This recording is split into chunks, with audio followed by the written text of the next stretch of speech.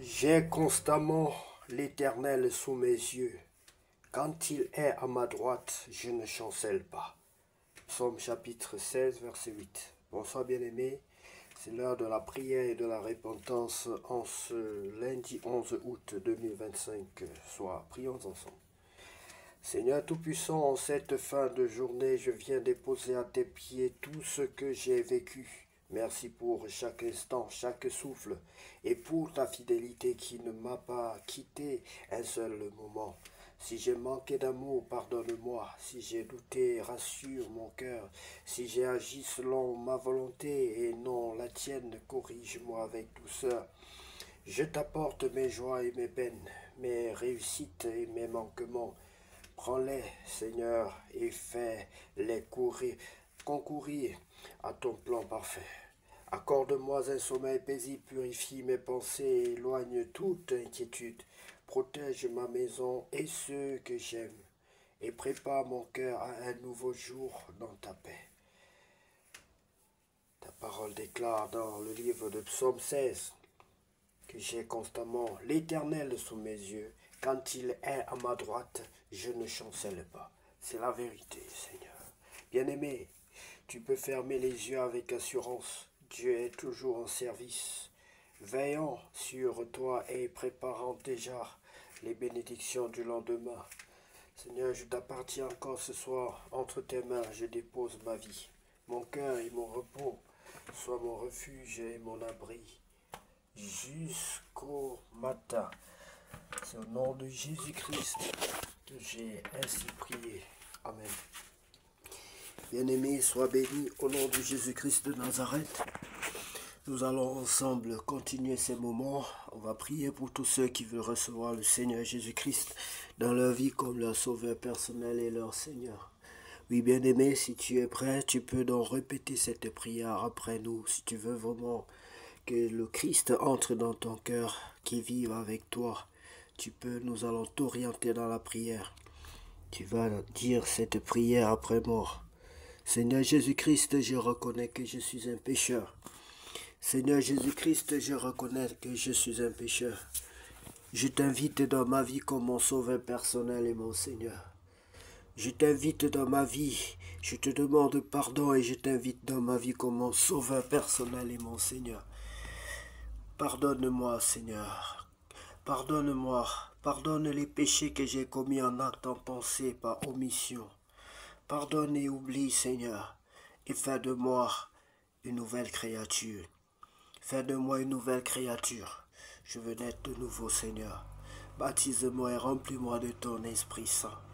Oui, remplis-moi de ton Esprit Saint, afin qu'il me conduise sur la voie, qu'il me conduise sur la voie que tu as tracée pour moi.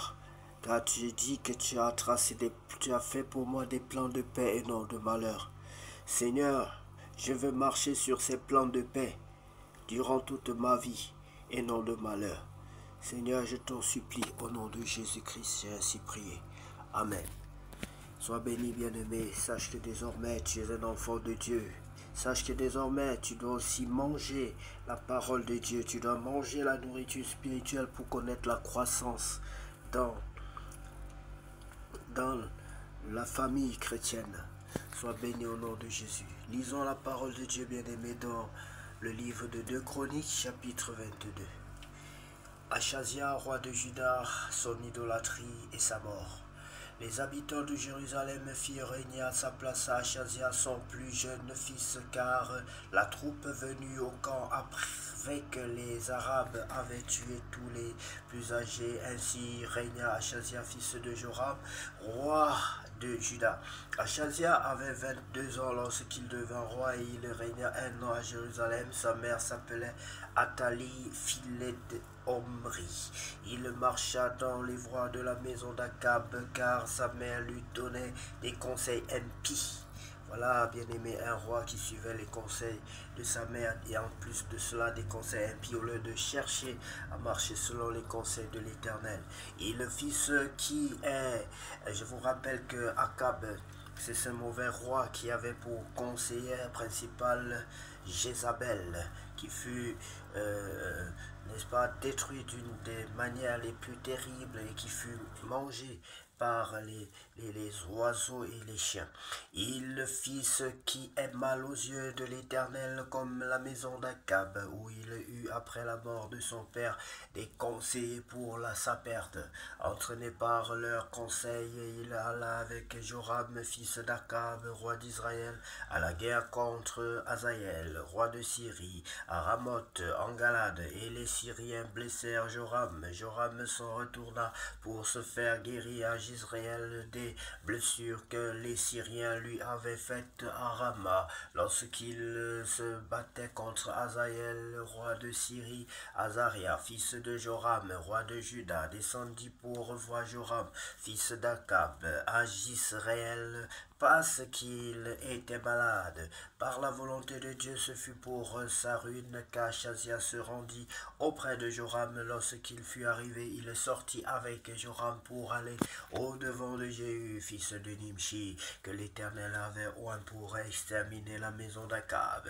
Oh, ceci est à souligner pour raviver notre mémoire. Et comme Jéhu faisait justice de la maison d'Akab, il trouva les chefs de Juda et les fils des frères d'Achazia qui étaient au service d'Achazia, et il les tua. Il chercha Achazia et on le saisit dans Samarie où il s'était caché. On l'amena auprès de Jéhu et on le fit mourir. Puis ils l'enterrèrent car il disait: c'est le fils de Josaphat qui cherchait l'Éternel de tout son cœur. Et il ne resta personne de la maison d'Achazia qui soit en état de régner. Athalie, reine de Juda. Athalie, mère d'Achazia, voyant que son fils était mort, se leva et fit périr toute la race royale de la maison de Juda. Il faut le souligner, bien-aimé. Une femme qui a fait périr toute la race royale de la maison de Juda, elle s'appelait donc Athalie.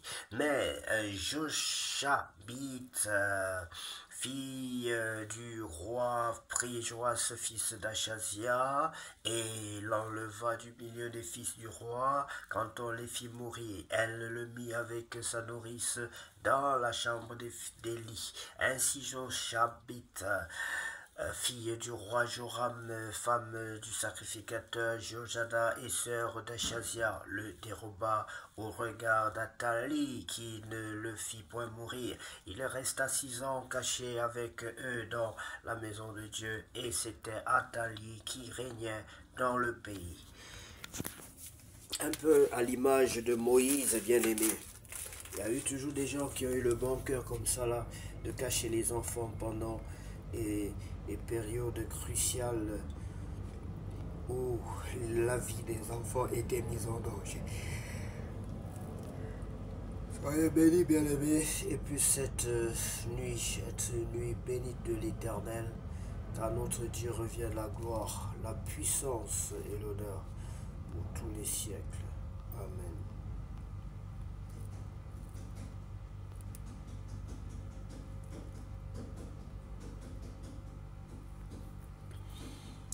Des paroles